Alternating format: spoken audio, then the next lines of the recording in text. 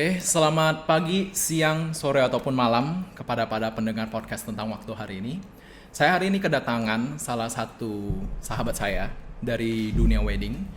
Karena dulu saya sempat berkecimpung di dalam dunia wedding itu sendiri, di mana saya sudah cukup lama mengenal tamu saya hari ini. Perkenalkan, ada Aldo Sinata. Di mana Aldo ini tuh merupakan, kalau gue bisa bilang tuh, fotografer hits lah, atau fotografer kondang ya dalam dunia untuk wedding. Dia punya Ice Pictura dan punya beberapa agensi yang untuk menghandle commercial photography. Mungkin boleh dari Aldo langsung aja memperkenalkan dari mana Do, udah berapa lama ya Do ya berkecimpung dalam dunia fotografi itu sendiri, sama mungkin awal perjalanan lo itu seperti apa?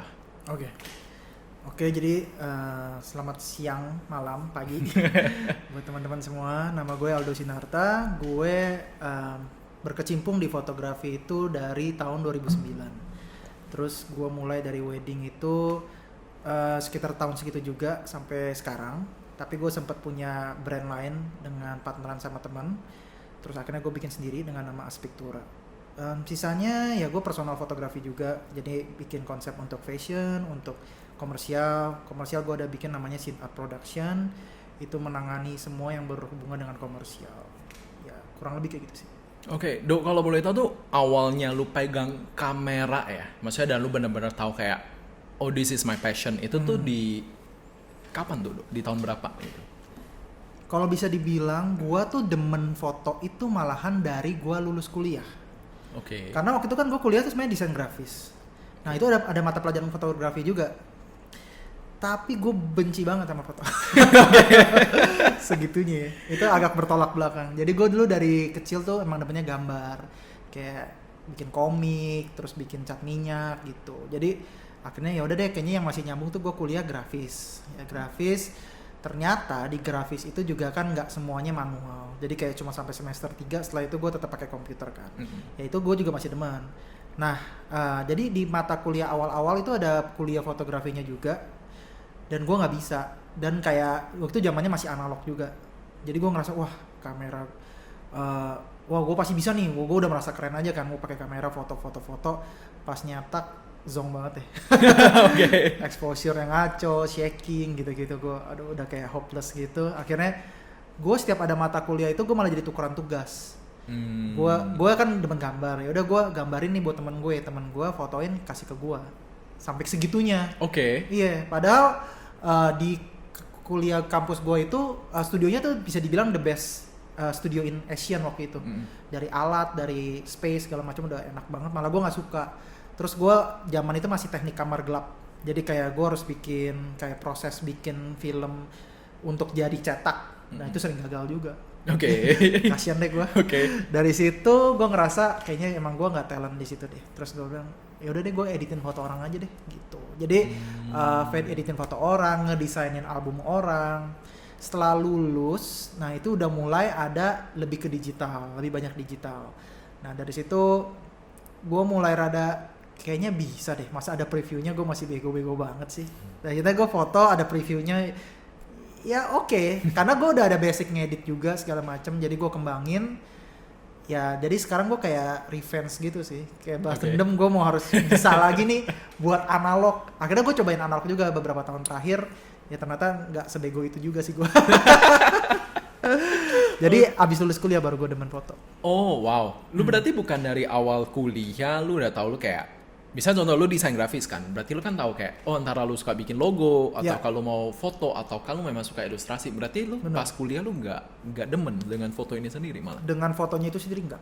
Jadi kayak gue demen ngedit boleh, kayak gue nge-retouch atau gue nge-DI atau gue ngedesain album untuk foto, itu gue tertarik. Oh oke. Tapi setelahnya malah gue baru demen ke foto. Dan kalau boleh dibilang tuh ya, Dok, misalnya gue kenal lu kan gini sih, lu punya technical foto yang menurut gue tuh lu bisa memperhitungkan lah, maksudnya kayak cara fotonya, lu mau bikin ambience apa, menurut gue tuh karakter dari lu gitu. Nah, lu di tahun berapa sih yang lu menurut lu yang bener-bener kayak, wah gila gue lumayan pede banget nih dengan hasil karya gue bisa kayak, gue mau bikin scene seperti ini gue bisa nih, gue mau bikin scene seperti ini gue bisa gitu. Itu di tahun berapa Dok yang lu mulai tahu gaya lu seperti itu? Jujurnya gue belum pernah pede sih dengan karya gue. Jadi selama bertahun-tahun itu gue selalu nyari kayak explore, kayak search your own voice itu paling susah menurut gue. Kayak gimana caranya lu yakin sama karya lu, bahwa karya lu itu yang bisa jadi diri lu sebenar-benarnya dan bisa impact buat ke semuanya gitu. Jadi gue ngerasa gue tuh mencoba segala halnya di awal gue nyoba semuanya gitu. Kayak gue coba teknik ini, gue coba teknik ini. Di saat akhirnya gue mencoba semua, gue nyari yang paling nyaman menurut gue. Nah jadi dari situ gue baru bisa menyimpulkan bahwa kayaknya gue lebih nyaman kayak gini deh, gue konsistennya di sini gitu. Dan itu tahun-tahunnya mungkin dari gue berjalan tuh sekitar 2000, kayaknya 5 tahun terakhir lah, 5-4 tahun terakhir baru kayaknya gue baru bisa, kalau gue kayak gini terus aja deh gue coba gitu. Kayak kan gue ada dunia wedding juga nih. Nah yang di wedding sendiri juga gue baru mencari style itu belum lama, paling 3-4 tahun doang. Jadi kayak yang sebelumnya gue ngikutin, kayak lihat reference banyak banget, terus lihat klien maunya apa. Jadi gue selalu kayak service aja deh, ya udah gue ikutin deh. Terus kayak terakhir gue mikir mau sampai kapan gitu. Mau sampai kapan lu mengikuti orang terus tanpa lu nggak bisa mengeluarkan juga gitu. Karena kan kalau kita ngomongin kayak apa mencari nilai itu kan nggak cuma dari duit gitu. Ya kalau lu tahu ikigai itu gue belajar juga, kayak lu nyari arti itu nggak cuma dari duit, gimana cara lu berkontribusi itu penting, impact buat dunia itu penting. Jadi gue mikir kalau gue begini terus ya gue dikenal sebagai orang fotografer yang mengikuti orang aja. Dari situ gue kayak gue harus bikin sesuatu yang gue suka dulu, dan gue tetap berseimbang sama gue kasih juga sama yang lu suka, tapi gue tetap ngambil apa yang gue suka juga. Dan kalau boleh tahu tuh, lu kalau mendescribe gaya lu dalam 3 kata itu apa, Dok? Maksudnya kayak gaya foto lu ya. Dalam 3 kata yang menurut lu itu kata kunci yang lu banget dari sisi karya. Kalau gue tuh suka menyalurkan dan menyambungkan hal yang sebenarnya nggak ada hubungannya sama visual. Kayak misalnya gue demen sama audio, gue bisa bilang gaya gue tuh rock gitu. Jadi apa yang gue suka, apa yang gue interest sama, misalnya gue suka musiknya musik apa, gue bisa bilang gaya lu tuh nge-rock, padahal rock itu bukan visual kan. Iya benar gitu. sih. Jadi gue bisa dibilang satu rock, kedua gue spontan, ketiga mungkin imperfect. Kayak gue sebenarnya ini juga dari teman gue juga sih, si Max juga demen dengan gaya konsep imperfect. Jadi kayak gue foto lu apa adanya, emang yang apa adanya itu yang menjadi menarik gitu. Daripada gue harus men-set lu dengan sedemikian rupa, harus rapi banget nih, misalnya pakai baju bright, ini ngomongin wedding ya, mesti detail, mesti segala macem, tapi ya nilai esensinya gue nggak merasa itu ada gitu. Gue lebih baik ini akan lu kenang gitu. Jadi dengan gaya lu yang nggak perfect itu sebenarnya bisa perfect di mata lu di kemudian hari. Menarik.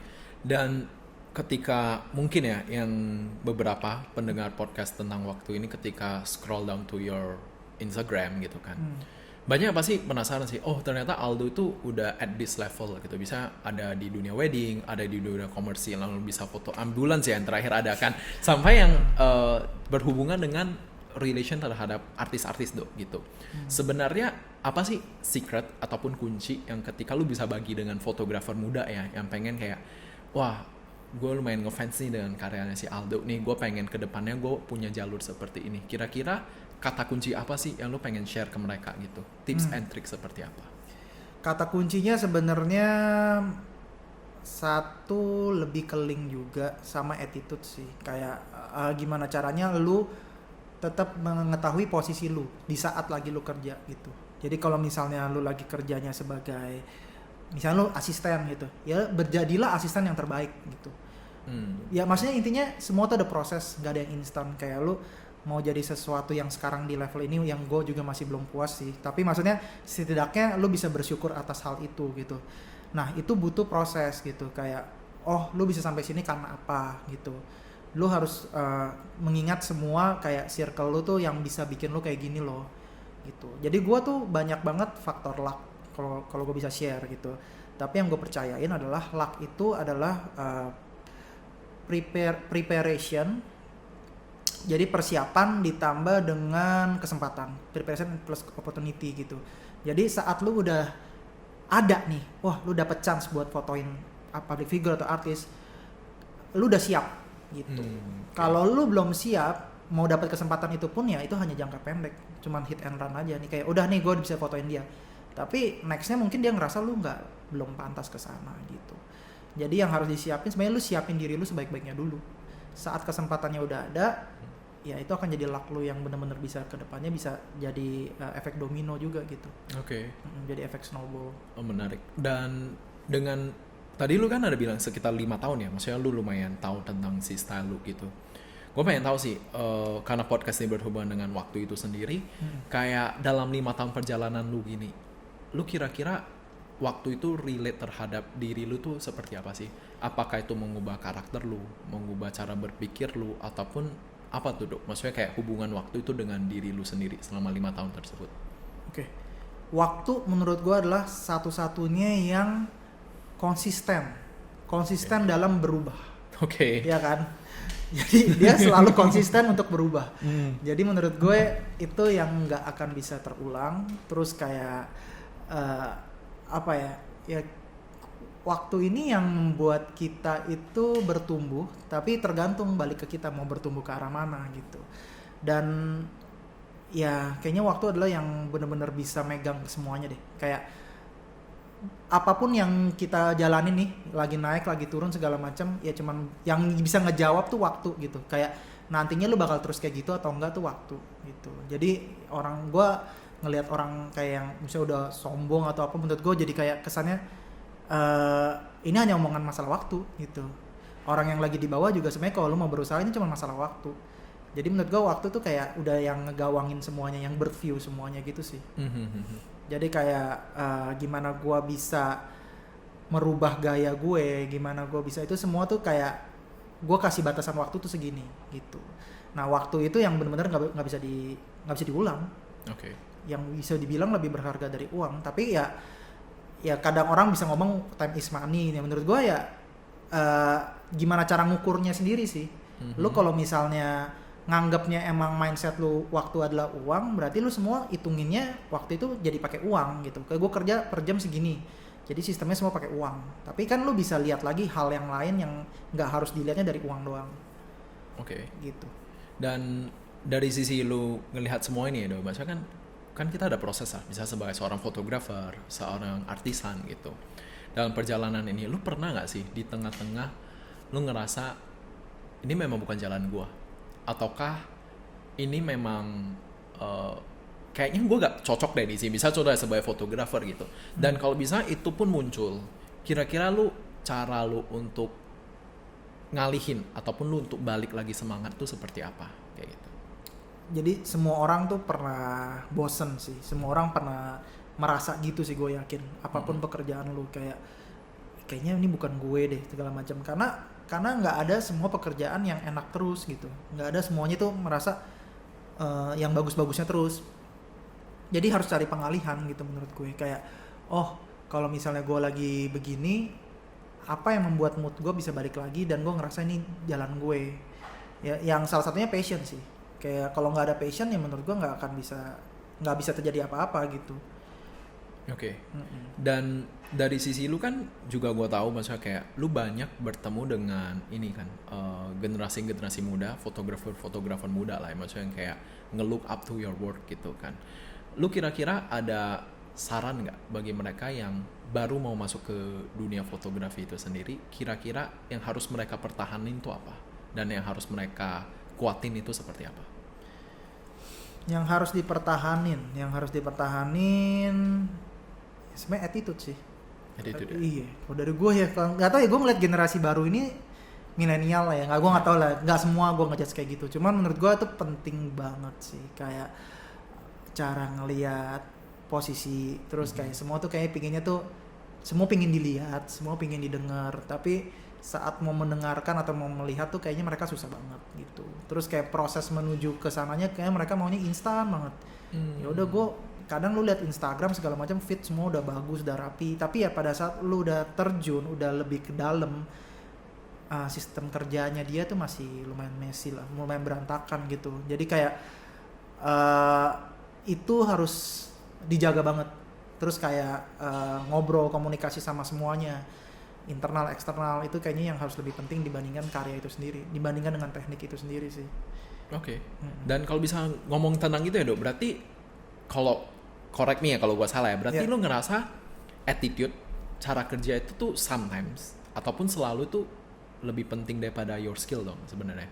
Maksudnya kayak ya kalau gua pribadi gua gitu sih. Kalau skill gua menurut gua bisa dipoles. Benar. Orang itu bisa make it. Tapi kalau attitude menurut gua sometimes tuh lo harus bener-bener ditempa sih. Kalau enggak jadi ya itu lebih susah sih dibandingkan skill. Nah, kalau menurut lu sendiri tuh berarti seperti itu atau gimana? Benar, seperti itu. Karena attitude menurut gue balik ke karakter. Karakter adalah latar belakang mereka masing-masing. Kayak kalau orangnya dari awal, kan gue juga kenal dia bukannya dari kecil, dari bayi gitu. Jadi gue kenal dia kan kayak, oh lu udah jadi kayak gini nih. Gue harus tahu orang lu kayak gimana. Ya itu karakter itu mungkin dia terpengaruh dari banyak hal. Dari lingkungan keluarga, lingkungan temen dia main dan segala macam. Nah itu yang nggak bisa gue kontrol gitu. Nah tapi waktu lu bareng-bareng sama gue, ayo kita satu kapal, ya berarti kan gue harus tahu lu orangnya kayak gimana gitu. Nah saat itu ya gue pasti info gitu kalau ini hal yang do or don't-nya tuh kayak gini. Kalau masalah skill bener-bener itu kayak lu bisa pelajari dari mana aja. Kayak zaman sekarang gitu, lu mau nyari tinggal Google aja lah, tinggal Google it aja, tinggal YouTube segala macam itu keluar semua teknik-teknik yang lu bisa pelajarin. Yang nggak bisa adalah ya itu attitude itu yang butuh waktu. Butuh waktu, lu bisa kayak gitu atau enggak. Dan itu prosesnya balik lagi ke orangnya.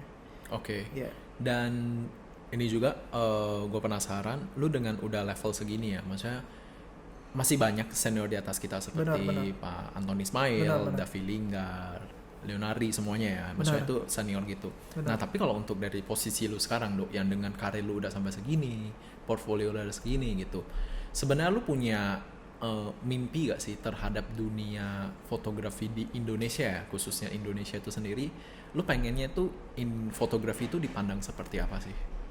Iya, gue punya mimpi sih kayak di fotografi gue pingin dilihat semuanya itu diapresiasi dengan mata, maksudnya seniman itu terlihat bahwa titiknya itu jangan dibeda-bedain sama kayak lu kerja kantoran atau jadi intinya fotografi adalah pekerjaan yang sama-sama levelnya sama gitu. Dan gue punya mimpi juga untuk foto ini menjadikan future yang menjanjikan lah gitu. Karena kan dulu kan kayak di generasi di atas gue tuh kayak lebih dipandang sebelah mata ya, kayak seniman tuh dipandang sebelah mata gitu. Makanya kayak musisi, pelukis atau siapa yang berbau dengan kreatif atau art itu kayaknya mereka kayak lu mau jadi apa gitu, lebih kayak gitu sih. Tapi kan gue ngerasa sebenarnya ini bisa gitu. Nah balik lagi kayak lu mau dijadikan ini sebagai apa mau jadi bisnis aja atau lu mau berkarya sebagus-bagusnya di bidang ini, lebih kayak gitu sih. Jadi gue mencoba untuk memberikan impact lagi ke depannya, kayak apa nih yang harus bisa gue, apakah gue bisa buat buku atau misalnya gue akan buat sesuatu platform atau apapun yang tetap bisa menjanjikan dan meyakinkan mereka bahwa fotografi ini good future gitu ke depannya. Gue penasaran, ini berhubungan dengan waktu ya. Yeah. Dulu ketika kita start everything ya, ketika maksudnya kita bukan fotografer ya. Misal lu mau sebagai blogger, lu mau sebagai fotografer, lu mau sebagai businessman gitu. Pasti kan lu punya satu mimpi kan untuk mencapai gue pengen foto si siapa nih, bisa contoh dari sisi fotografer ya, ataupun gue pengen punya company sendiri gini. Nah, untuk sekarang lu yang udah 5 tahunan lebih nih Dok, maksudnya secara profesional ya, udah penghasilan di sini, punya company, udah foto artis gitu. Lu ngelihat lu itu sebagai seorang individu tuh gimana sih? Apakah lu ngerasa lu sama dengan ketika lu masih muda yang punya mimpi yang sama, ataukah lu seperti yang kayak gini sih, kayak gue udah sampai di sini juga ya kayak gitu ya. Apakah lu gimana nih, maksudnya dengan dari sisi ya, kalau misalnya gue sebagai contoh, kalau misalnya gue dulu sempet banget ada pengen interview siapa gitu, tapi sisi untuk bikin blog ya, gue bisa interview ini orang, gue kayak ngerasa ini amazing banget sih kayak gitu. Akhirnya gue pernah salah juga, gue ngerasa kayak ternyata kadang lu ketika lu mengejar satu mimpi, lu lupa untuk ada mimpi lain gitu loh. Lu seringkali kayak stuck di situ, and then kayak apa tuh nextnya gitu. Nah kalau bisa untuk sekarang lu yang udah 5 tahun di sini, udah sampai di posisi ini, lu ngelihat semua itu seperti apa? Iya, Kalau gua sekarang, gua tuh sebenarnya lebih realistis sih. Oke. Lebih realistis aja kayak waktu masih kecil, kenapa mimpi kita tuh nggak terbatas karena kita nggak mikirin apapun. Kenapa orang kreativitas di kayak umur masih balita atau segala macam bisa liar banget gitu. Gue belajar dari fase itu gitu, kayak mereka bisa berimajinasi seliar mungkin. Makanya gue kayak ngelihat waktu kita ngedidik anak nih, kita ngomong kayak kita kasih guidance yang membuat mereka nggak bisa terlalu liar, itu sebenarnya karena guidance kita sendiri. Contoh, kita kasih gambar gunung sama sawah gitu, itu kan standar banget. Terus kita suruh dia warnain, tapi dia warnain, kita kasih guidance gunung tuh harus biru gitu misalnya, atau rumput tuh harus hijau. Sebenarnya guidance itu yang membuat dia jadi takut gitu, dan khawatir kalau gue salah untuk memberikan warna lain, apakah gue dicap sebagai orang yang tidak sesuai gitu sama mainstream yang ada sama orang-orang lain. Nah, gue berasa kita digawangin sama itu sampai kita gede. Makanya kayak banyak yang lu nggak boleh gini, lu nggak boleh gini gitu. Tapi kalau dalam kreativitas sebenarnya lu harus lebih liar lagi gitu. Intinya thinking outside the box tapi execute inside the box. Jangan sampai lu execute-nya tetap kemana-mana, tetap harus lu mikirinnya tetap yang jelas, tapi lu mikir nggak boleh tetap inside the box kayak gitu sih. Jadi gue ngerasa tadi apa relate sama pertanyaan lu? Dengan yang kayak lu udah posisi sekarang ya, maksudnya kayak udah jadi foto artis, udah fotoin berbagai komersil gitu. Lu ngelihat personal lu kan berarti lebih ke arah realistis kan kayak gitu kan. Tapi apakah menjadi diri lu seperti lu makin berani untuk bereksplor, ataukah lu mau mainnya play safe aja, ataukah lu gimana nih? Karena kan ada orang ketika udah sampai that level, gue semakin berani nih untuk dobrak karena kan gue udah sampai di sini gitu. Ataukah malahan kayak ternyata gue ditempa sama dunia, ternyata dunia itu ya gitu-gitu aja gitu. Gue harus realistis dengan apa yang ada. Lu kira-kira sekarang gimana posisi lu?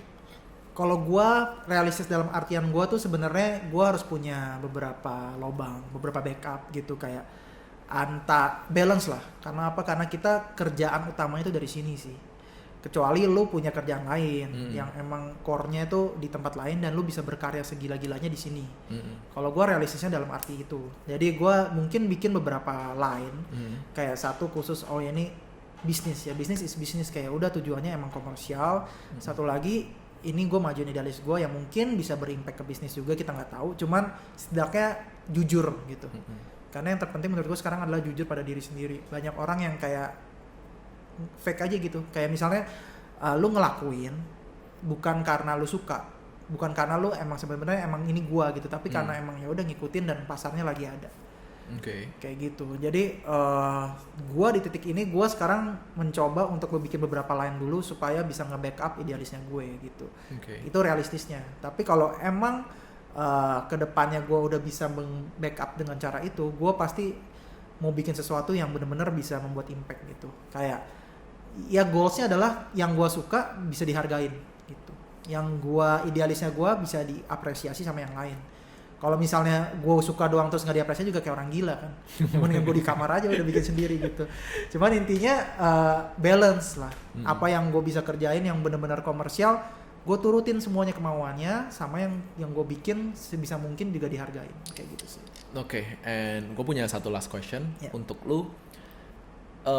Dengan lu yang udah punya company, dengan lu yang sekarang udah profesional gini, untuk anak muda yang pengen terjun ke dunia fotografi itu, bisa kasih mereka nggak beberapa hal yang mereka harus waspada, ataupun mereka yang kayak kalau lu mau masuk dunia ini coba perhatikan hal-hal seperti ini, ada nggak kira-kira Do? Karena kan gini sih, setahu gue ya, kalau fotografer maju ya udah gue foto, gue dibayar, selesai gitu kan. Tapi kan lu udah ngejalanin as a company kan. Kira-kira tuh ada nggak sih hal yang harus diwaspadain gitu ketika bener-bener gue mau dedikasikan hidup gue, diri gue itu, karir gue untuk dunia fotografi? Iya, tetap balik ke attitude juga sih kalau gue. Tetap balik ke attitude. Kayak intinya apapun yang lu lakuin, lu tuh berhubungan sama manusia gitu. Jadi manusia itu punya mood. Jadi lu harus berkomunikasi. Maksudnya communication is the key juga, kayak lu bisa ngelakuin semuanya itu dengan komunikasi yang baik. Komunikasi yang baik dari internal maupun eksternal yang membuat karya lu itu bisa diterima semuanya gitu. kayak lu nyenengin nggak cuma satu orang doang. Misalnya lu mau nyenengin klien, tapi lu jangan lupa sama tim lu gitu. Lu mau nyenengin tim, jangan lupa sama klien lu. Jadi kayak ibaratnya tahu posisi lu, service juga all round gitu, jangan cuma satu orang doang yang lu senengin. Kayak gitu sih, kayak lu ngejaga mood itu dari diri lu dulu gitu. Ya lu ngelakuin photoshoot nih, lu mesti menjaga mood karena lu situ kan sebagai project leader juga istilahnya dalam hari haknya kan. Jadi dengan cara apa? Menurut gua dengan cara mood lu dulu gitu. Mood lu dulu sendiri deh. Kalau mood lu sendiri udah nggak bener, pasti aura lu juga nggak bener. Yang lu kasih ke yang lain juga berantakan. Jadi menurut gue kadang orang ngelihatnya cuma mau ujungnya aja nih, karyanya aja, fotonya bagus ya gini, tapi kayak proses di balik itu kayak mereka nggak terlalu aware gitu sih. Jadi kayak tips gue sih kayak gitu, kayak lu harus pertama kalau misalnya ngomongin foto lu harus ngelakuin apa yang lu bisa dulu aja, nggak usah muluk-muluk gitu. Yang di depan mata, alat yang lu punya, kerjaan apa yang lu ada, kesempatan yang ada lu harus ambil. Maksudnya banyak orang yang kayak maunya yang gede dulu nih, kayak gue ngeluh nih kayak aduh kok dapat kerjanya yang kayak gini sih gitu. Maksud gue itu tesnya sebenarnya, tes dalam kehidupannya, dalam waktunya gitu. Kalau misalnya lu ngambil terus lu lakuin itu dengan yang terbaik, percaya atau enggak itu akan ada yang lebih besar, dikasih berkat jauh lebih besar gitu. Jadi kayak mungkin orang cuma ngelihat yang di depan mata tapi dia nggak visioner untuk kalau gue bisa ambil ini mungkin ada link-link berikutnya kayak gitu. Cool, Do. Thank you ya Mas Joya atas semua ini sharing session ini. Mungkin next ya gue bakal invite lu lagi dari sisi kita bisa berbicara dengan bisa contoh rame-rame setelah COVID ini semua selesai ya. Nah, thank you Do for your time hari ini. See you.